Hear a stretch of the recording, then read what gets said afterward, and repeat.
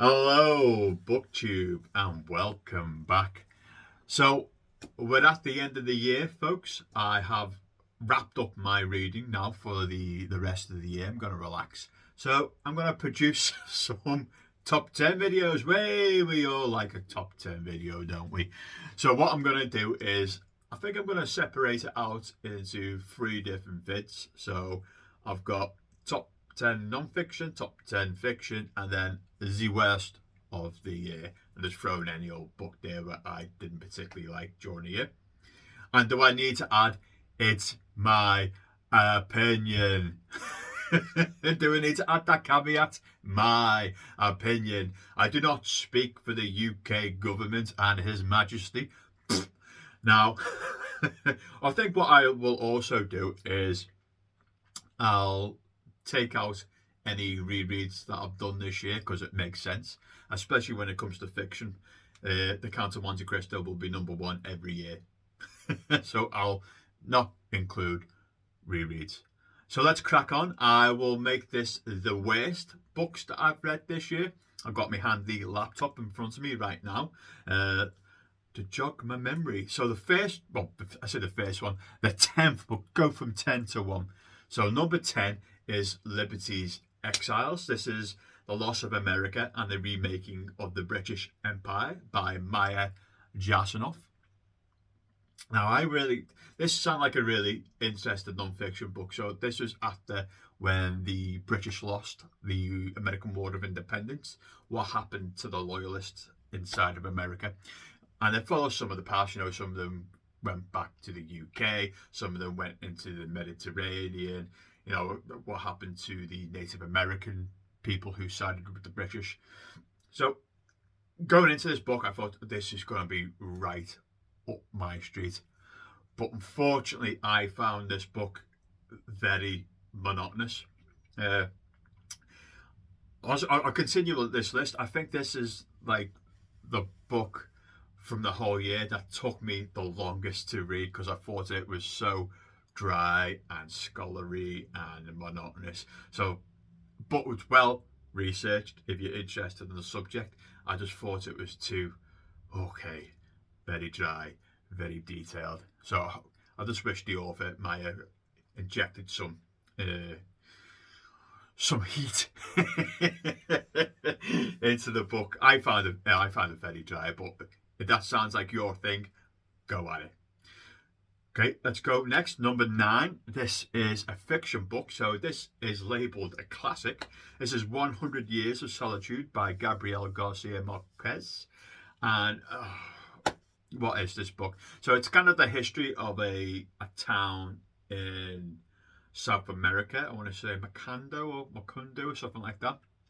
And it's following the family lineage of the Biandias, something like that. And oh boy. So as it's going through the generations of this family lineage in South America, it's the same names repeated and repeated and repeated. So after the time, like, oh, who was that again? Who was that again? Oh, hang on, what's going on now? This is a very like a magic mushroom kind of a classic. This maybe you'll enjoy it when you're slightly out of whack, and just reading it full on, I thought it was a bit. What's the right word I'm looking for? Slightly boring, but more jagged, something like, oh no. What's going on here? I'm not quite following what's going on. Maybe I need to be stoned. So that was my problem reading 100 Years of Solitude, which follows a family lineage in a small town in South America. Number 8, let me just scroll up. Oh, this is a big fantasy book. This is a prequel. Yeah, it is a prequel to a fantasy book I enjoyed. So this is A Day of Fallen Night by Samantha Shannon. The original was called The Priory of the Orange Tree, which I thought was really quite well done. And it follows 4 key figures throughout this book. Let's see if I can remember the authors. I can't remember the character names, but There's a woman in the East who's trying to resurrect the gods. There's a woman who's married into fame, and the daughter doesn't want anything to do with fame. And then you've got another character as well who is questioning why they're defending. I think defending the priory, isn't it? Because no dragons has attacked it for such a long time. So they're that's the main theme of the book. Now, I thought, coming from the first book, it was a massive disappointment to me because I was like, where is the character development here? And the plot was kind of samey to the priory of the Orange Tree. And I think the worst thing that this book suffered from was the pacing. Was the pacing just completely off in this book, where you just felt like you just stopped at some points going, okay, yeah, there's absolutely nothing happening here. And, doubled with like really, not great character development. I thought it was a big disappointment, and that's why it's made the list. Okie dokie, following on from that, number 7 is The Bloody Chamber and Other Stories by Angela Carter. Now, Angela Carter actually sounds like, if she had a biography, I'd read it. She sounds like a really interesting character. Now, this is rewritings of fairy tales, put in a very grim, dark, kind of feminist way. This is what this book is trying to get at. So there's Red Riding Hood retellings here. There's Puss in Boots retellings, which I personally believe Puss in Boots, the short story in this, is the best of the short stories. I thought it was quite funny. There's vampire retellings here, Beauty and the Beast retellings, and sometimes the stories got so strange you didn't quite know what was, again, in my opinion. Sometimes the stories got so strange I didn't know what was going on, and some of them are like, okay, yeah, 3 pages, that's a bit rubbish, isn't it? And especially when it got to the longer stories in this book, I found the writing quite convoluted and complicated, to the point where you're like, okay, I'm going to have to reread that paragraph because I haven't got a Scooby-Doo. Not a Scooby-Doo, Shaggy, of what I've just read.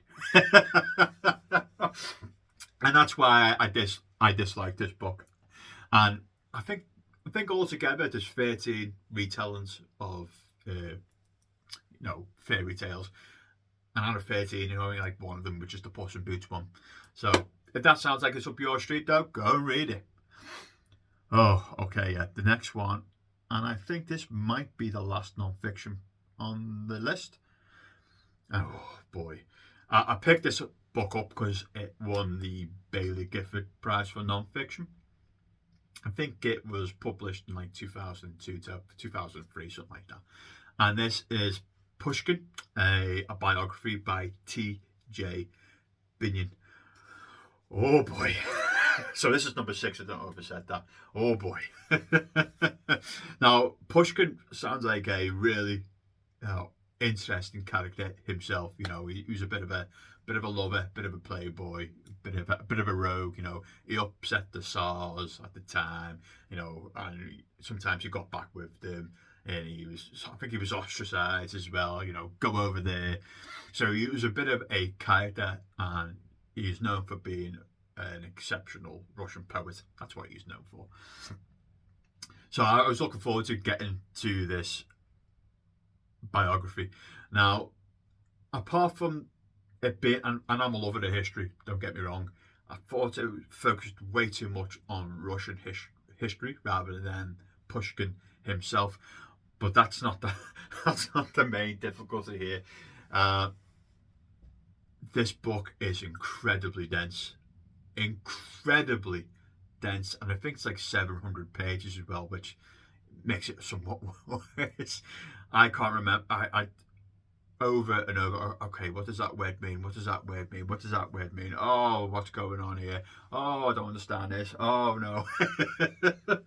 Over and over and over and over again, and it's crammed. Maybe it's a positive, crammed full of facts and what's happening and what's going on. A lot of it, I thought, could have been cut out completely to make a more streamlined biography. But oh boy, was this book dense. I wouldn't even if you read Pushkin's poets or read a biography of Pushkin, I don't know if I recommend this biography to you because it's so dense. But you know, if that sounds like it's your cup of tea, by all means, you drink it. Okay, next one on the list. I can't remember if it was my brother who wanted to buddy this read with me. I think he did. He did, yeah. So this is, I wouldn't usually read this kind of book. So this is My Sister the Serial Killer by Onyikin Braithwaite. I hope I've said that name right. So this is focusing on two sisters, and one of the sisters is a very up herself kind of la-di-da woman, but she's a serial killer. And her sister always helps her clean up the mess, you know, cleans up the dead bodies and whatnot. So she goes around, gets with these guys, and eventually kills them. And then her sister comes and helps her clean up the mess, and doesn't really ask that many questions. But the whole thing comes ahead as the sister falls in love with one of the doctors that the sister who's helping her. She works at the hospital and she likes the fella. So there comes the conflict there. Oh boy, this is supposed to be like a dark comedy, like a black comedy. I didn't think it was remotely funny at all. And I thought a lot of it was kind of, in fact, it was a bit immature, a bit childish.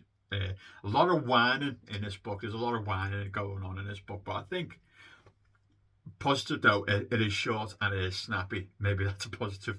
But I think the worst part of this book I found was there's hardly any character development or any questions of the characters themselves.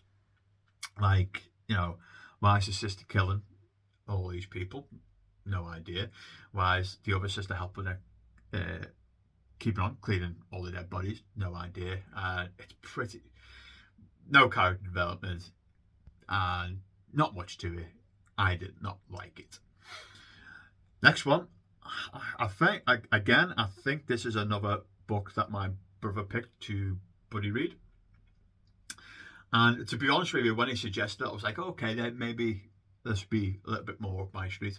So this is Lincoln in the Bardo. This is by George Saunders. So this is looking at Abraham Lincoln's son, who unfortunately died in real life. You know, William, he died. I can't remember what he died of, but he died when he was like 11 or 12, something like that, when he was a kid. And this book is basically, I think the Bardo is Portuguese for like purgatory or something like that. I'm not 100% sure. I think it is. So this is when Willie dies, and in this book you are confronted with, I think it's something ridiculous, like 150 different ghost voices throughout this book, and it's only small, about 180 pages, whatever it is.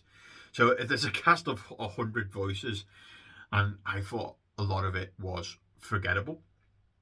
I thought it was quite boring. You know, it really was not my thing.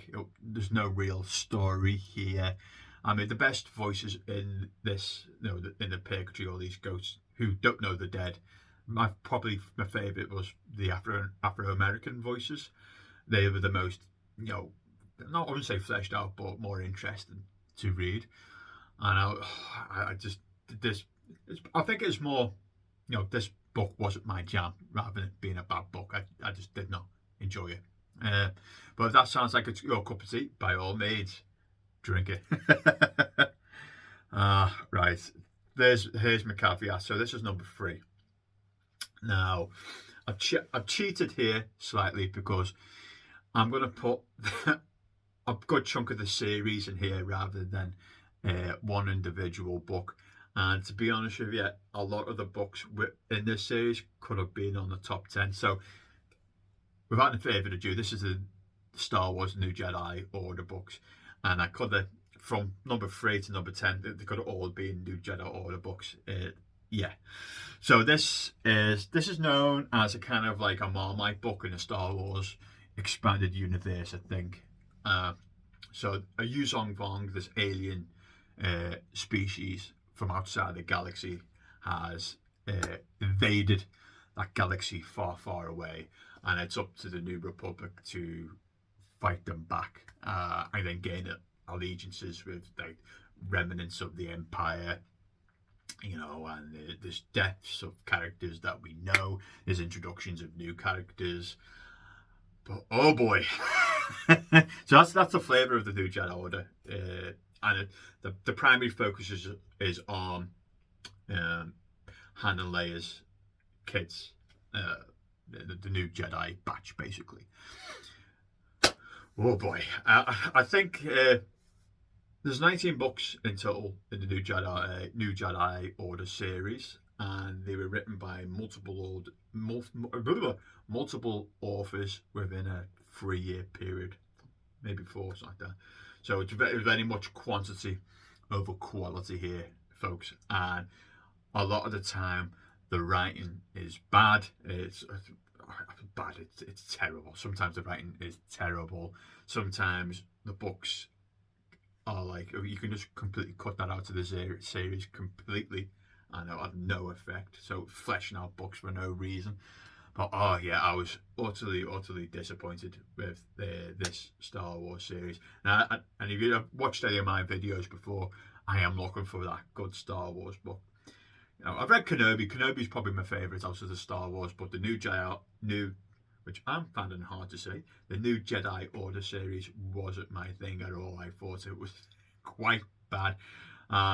Terrible character development, bad writing, bad pacing, you name it, all the bad things. This series has got it. But funny enough, it wasn't as bad, in my opinion, as number 2 or number 1.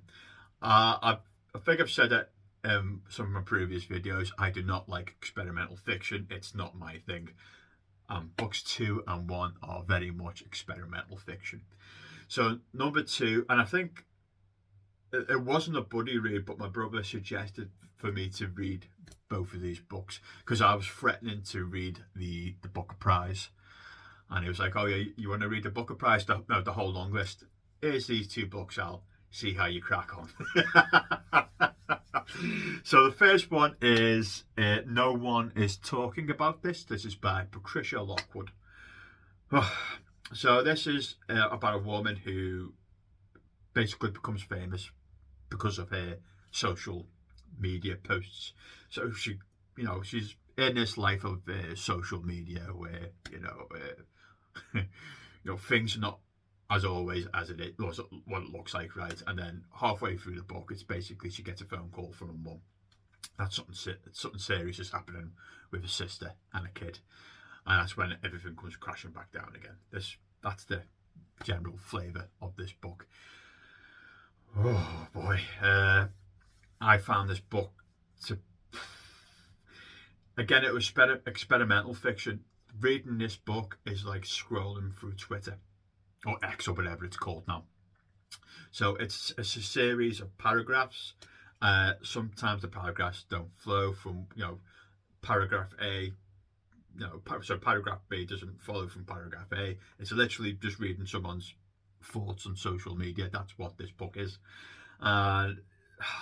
Struggle to find any plot in this apart from the last 20 pages of her sister and her pregnancy. Sometimes the development's quite poor, and again because it's that experimental fiction part of where it's literally just reading someone's brain thoughts on the page, and sometimes it's like, okay, where's this going? I'm completely losing interest in this book, and I did not like, this is not my cup of tea. But if you like that kind of thing, you go right for it and win a chicken dinner for you, but not for me. I strongly dislike this book. I yeah, swiftly moving on to number one. Again, this is experimental fiction. Whereas in Patricia Lockwood's book, no one is talking about this. You kind of understood what was going on. It all makes some sort of sense, even though the delivery wasn't my thing. This one, this by far is the winner of the worst book I have read this year, and maybe one of the worst books I have ever read of all time. Uh, I'll get straight to it. This is an experimental fiction novel. This is Treacle Walker by Alan Garner. I wish I could tell you what's going on in this book. I'm fully convinced that no one really can. A boy, Joe, who collects things, meets this folklore character called Treacle Walker, and he takes them through this kind of magical realism journey. That is about as much as I can tell you about this book, this bloody book, right? It is nonsensical. It is completely nonsense. I can't get whoop whoop. It is complete nonsense. You read the page and you have no idea what you've just read. Not a Scooby Doo. Not the writing's lovely. It's great. No. It is completely nonsensical. I think books like this turns people off from reading the book list or something like that. So bad.